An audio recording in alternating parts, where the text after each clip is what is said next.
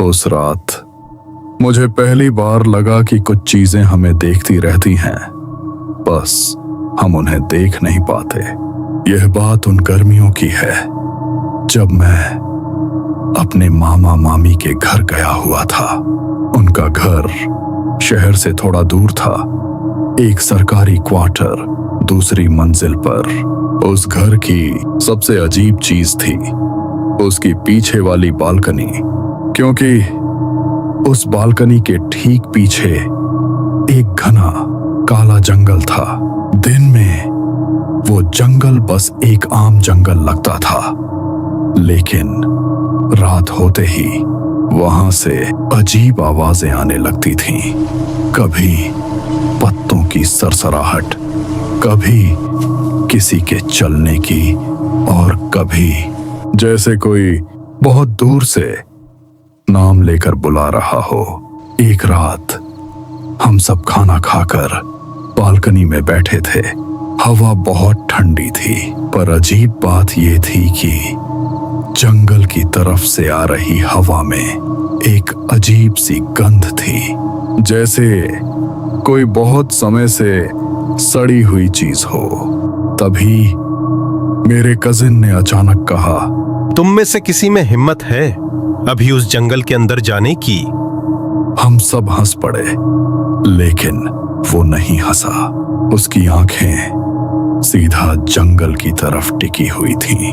उसने धीरे से कहा, यहाँ लोग खो जाते हैं बिना किसी निशान के।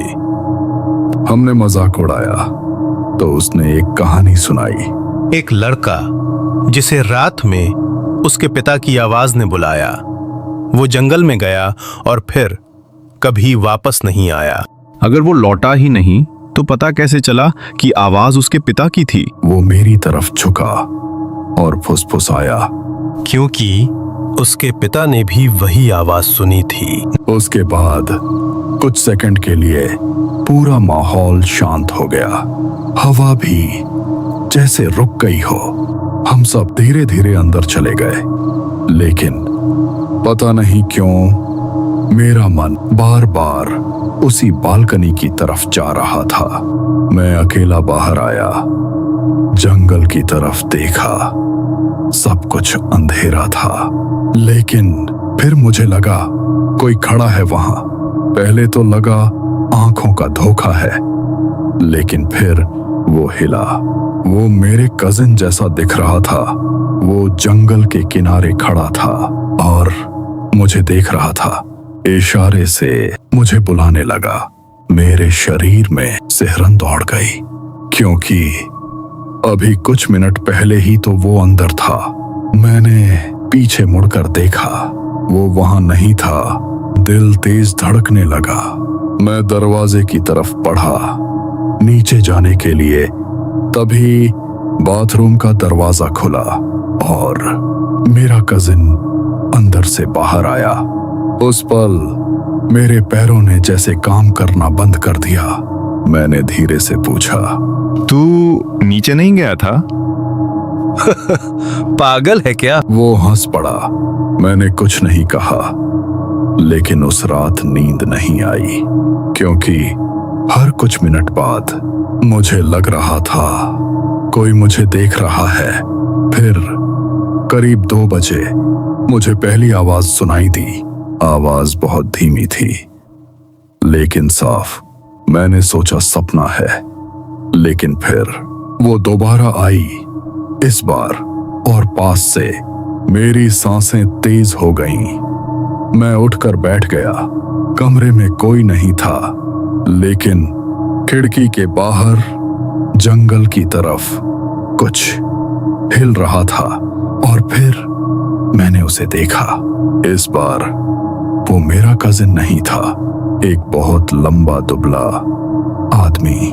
उसका चेहरा साफ नहीं दिख रहा था, लेकिन उसकी मुस्कान अंधेरे में भी दिख रही थी। और फिर वो मेरी ही आवाज में बोला, चलो नीचे आओ। मेरे हाथ ठंडे पड़ गए। मैंने चादर सिर पर डाल ली, लेकिन आवाज बंद नहीं हुई। चलो। पूरी रात कोई मुझे बुलाता रहा।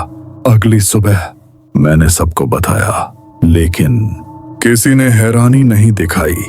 मामी ने बस इतना कहा और फिर धीरे से बोली, वो पहले किसी अपने की आवाज में बुलाता है, और अगर तुम जवाब दे दो तो अगली बार वो तुम्हारी आवाज में दूसरों को बुलाएगा।